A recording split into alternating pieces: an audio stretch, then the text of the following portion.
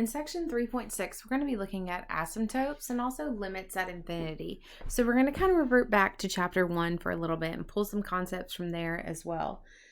When we're looking at asymptotes or limits at infinity, we're going to be looking at basically the end behaviors. So first, let's kind of talk through that and see what that looks like. Now, I've already kind of looked at a graph here so we can understand what's going on, but we are going to take it back to our algebra after this. But I think this is a good visual example to kind of comprehend what we want to do. If we were to look at a table, and again, I'm going back to what we were doing with chapter 1. We were looking at x and y values for this function. If we look at values, say at 0, and we plug in 0 right here for x, and evaluate this, we get 0. Say we plugged in -1, we get about 1.5. And so we can see at 0, it's about here. At -1, -1, it's about 1.5. But let's get further away. What about -10? At -10, we're about 2.9703. And let's just go really far out. Let's look at -100, and that gives us 2.9997. So just like what we did with limits in chapter 1, we could look at a value and see as we get closer and closer what's going on, and we can see that this value, as we get towards negative infinity, looks like it's approaching 3. You can also see that over here on the graph. We say, oh, look, it's kind of flattening out. We can see at 3, it's doing something. You can also go in the opposite direction, look at 1, okay, 1.5. Again, let's just go ahead and jump to 100. That's 2.9997. And the trend continues in this direction. But what we want to figure out is how to algebraically approach this and see what's going on. Notationally, we're going to say the limit as x approaches infinity of f of x equals to 3. We would say as the limit as x approaches infinity, so going off to the abyss and the positive thing, its value is 3. It's approaching that horizontal asymptote that's going on. If we were to look at the limit as x approaches negative infinity of f of x, we could see that that value was also 3. Now, I did not, after I graded the exams on chapter 1, count off for those infinities, for those limit notations, but you will see that I will count off for incorrect notation now that we've experienced it through chapter 1. You see what the grade would have been if the notation had been taken off. So now we're going to do our best work in this chapter on 3. Now, these horizontal asymptotes, there's got to be a trend here. There's got to be something going on of how these are created or what they are, and we shouldn't have to go in and look at a graph of each fixture or even look at a bunch of table of values. So let's just kind of define some things, then we're going to look into the cases of what this looks like. Horizontal asymptotes. The horizontal asymptotes, as you saw in this previous example, is the line y equals L, or our limit. It has a horizontal asymptote whenever the limit is approaching infinity or negative infinity and approaches that value L. Now, it is an and or statement because it could have just the one horizontal asymptote, but it could also be an and if the function can have at most 2 horizontal asymptotes. So just because you get one doesn't mean another one couldn't exist. So let's start breaking it down with our limits of infinity. And here's how we're going to define it, and then we are going to look at some examples along the way. It says if r is a positive rational number and c is any real number, then the limit as x approaches infinity of c over x to the r power is equal to 0. Likewise, if x to the r is defined when x is less than 0, then we could also make another assumption here. So here's what's happening with this function. If we have something being raised to some power and just a constant existing on top, you can see that as, say we were to take some value. Say we were to take, let's make c be 2. And from that c value, let's pick, say, x to be 2. So, no, let's make it 4 so they're not the same. Well, 2 over 4, and let's put some r, let's call it squared to make it simple. Okay, well that would give me 2 over 16, and that would just give me some decimal value, no big deal. But we are taking x and moving closer to positive infinity, so let's make x larger this time. Let's do 2 over, say, 10 squared. Well, that would give me 2 over 100, and so then that would be equal to 0.02. Okay, we'll amp it up a little bit more. What over 2 over 100 squared? Well, that would give me 2 over, and I'd have 4 zeros here. So now I'm looking at the value of 0.0003. 2. Then you can see we have a smaller value. Let's amp it up again. Let's do 2 over 1,000 squared. Well, let's just jump to the decimal. That would be 0.000002. You can see we're getting smaller and smaller. So let's be a bit ridiculous here, do 1,000,000 squared on bottom, so my x is getting closer and closer to infinity, so getting larger and larger. I get the decimal number wait for it, 2. That number is very small because I had a constant of 2 each time I was looking at this fraction. But my denominator, although the r value stayed the same, my x was getting closer and closer to positive infinity. That denominator was getting excessively large, and so 2 divided by a really large number, you can see that we could just say this is getting closer and closer to 0. And the same discussion would ensue with limit as x approaches negative infinity. And so this limit at infinities, we are going to use this statement or this quality to help us as we look at functions and begin to determine their end behavior. And so we're going to use a little bit of algebra to help us to get our equations to the point that we can apply these principles, and then we can see the end behavior of multiple different functions, not just simple functions of constants over a variable raised to a power. And so let's look at some examples here. And so it says, let's look at the example of the limit as x approaches infinity of 5 minus 2 over x squared.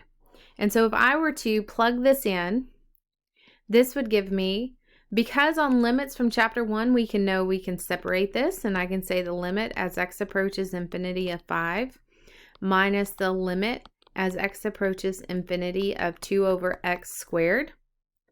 Then I could say, well, the limit of a constant is just a constant. That's from chapter 1. If I plug in my infinity, 2 over infinity goes back to our previous concept of just putting in really large numbers on bottom, and we know that that value is going to go to 0.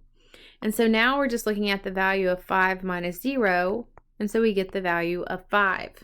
And so my end behavior of what is going on with this, or possibly the horizontal asymptote that we are approaching, is going to be at the value of 5. Now, this is a very simple example. Not all of them are so clearly set up that you go, oh, I just plug in infinity and there's my zeros. Here's my answer. So let's look at 3 situations that are going to happen. And we're going to be comparing rational functions. So the process of these rational functions is, in order for us to get it into that really nice form we saw in that previous examples, is we are going to divide by the largest exponent of the denominator. And so looking at case number 1, this is the case where our bottom exponent is higher. So here's what you're going to do, and here's going to be your process that I expect to be replicated as you look at your exam and homework problems. These are the steps I want to see. We are going to divide all terms, because as long as we do it to everything, we're maintaining the value of this function. We're going to look at the denominator and find the highest degree, and that is 2 because of this x squared.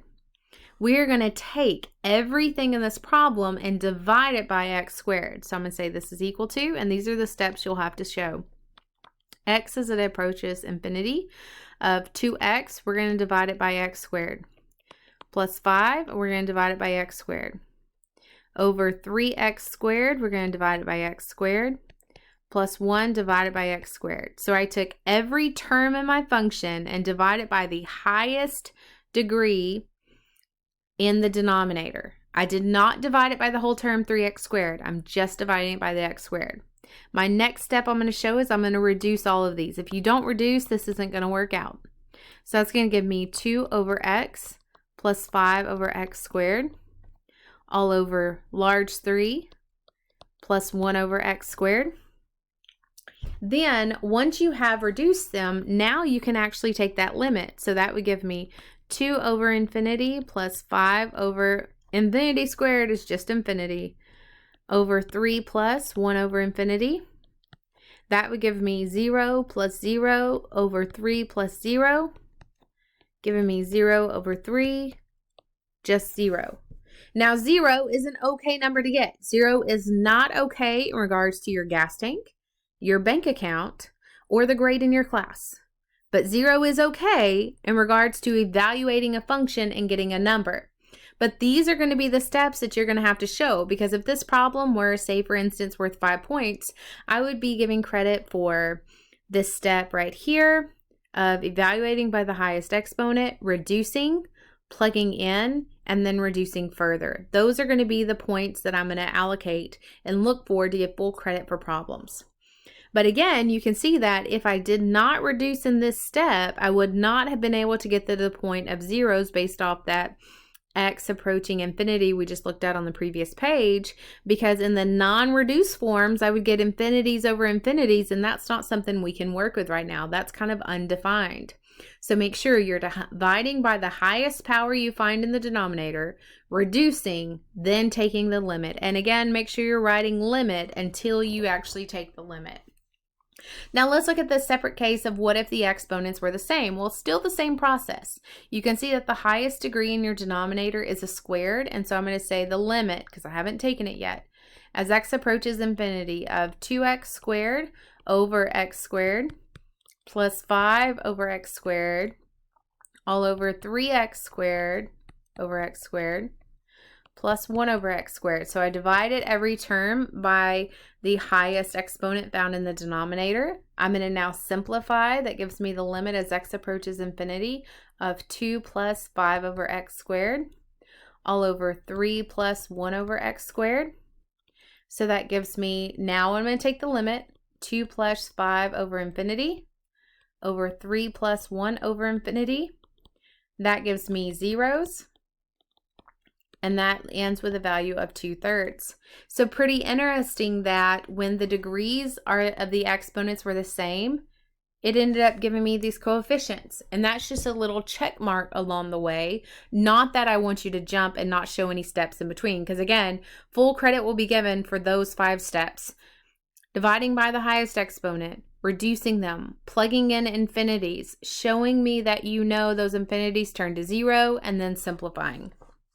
The last case that this is going to happen is if when your top exponent is higher than your denominator. So I've manipulated it a little bit, but same process.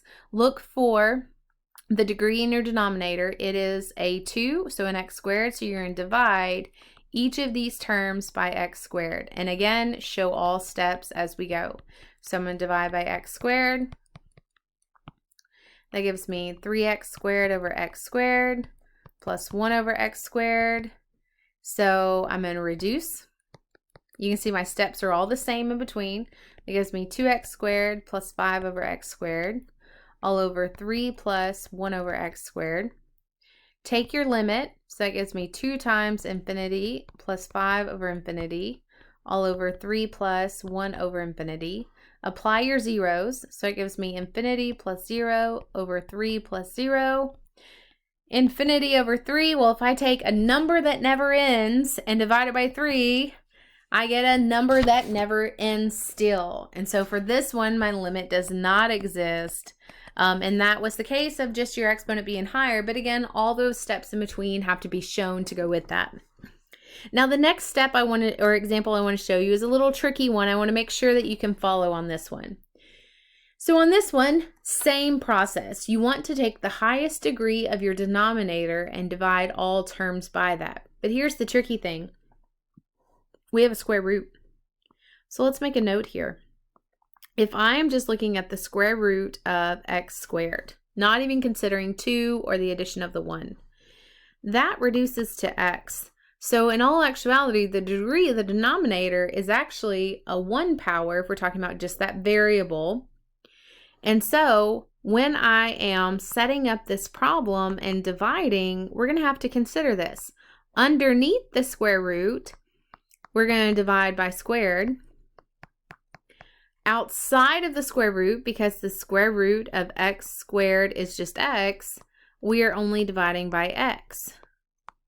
And again, it's because of that little square root right there, because we want to divide every term equally, so we're not changing the value of the function.